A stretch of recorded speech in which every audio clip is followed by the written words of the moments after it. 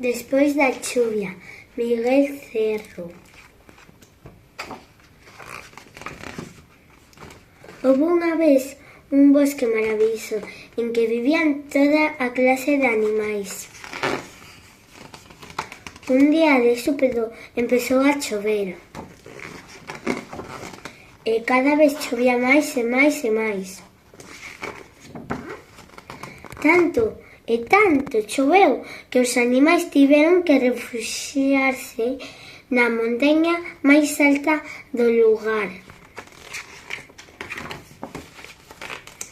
A auga rodeábaos e non deixaban de subir, así que para regardarse decidiron meterse nunha cova. De súpeto deixou de chover. Ás poucas horas, algúns animais empezaron a sentir fame, entón pensaron que alguén debería saír a buscar comida. O pequeno raposo ben disposto ofreceuse, pero o oso era o máis grande e o máis forte de todos. Debía ir el. Máis tarde, os animais tiveron sede, pero aínda era perigoso saír. O pequeno raposo volveu a ofrecerse. Os demais rexeitaron de novo a súa proposta e unha banda de flamingos saiu na procura de auga. Despois os animales foron organizando e repartindo os traballos para poder vivir na cova. Todos tiñan unha tarefa, todos menos o pequeno raposo, ao cal non lle deixaron facer nada.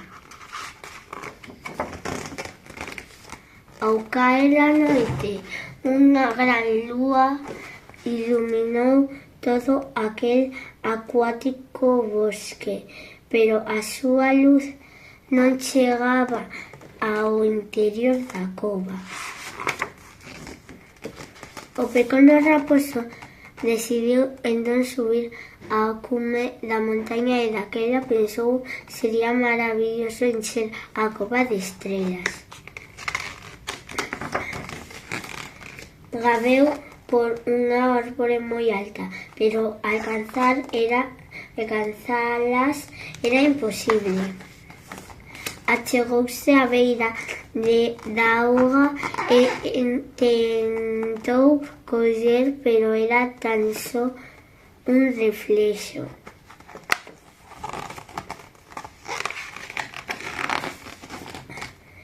Seguiu camiñando e atopou debaixo dunha árbore uns vagalumes perdidos que case non podían moverse a causa da humidade.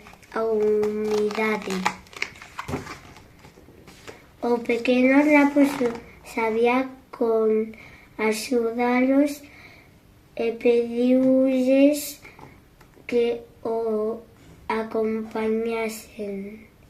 El levaríaos a un lugar seco e seguro, e os vagalumes agradecidos voaron a carón del. Desde entón, a luz non lles faltou ningunha noite naquela cova. E fin.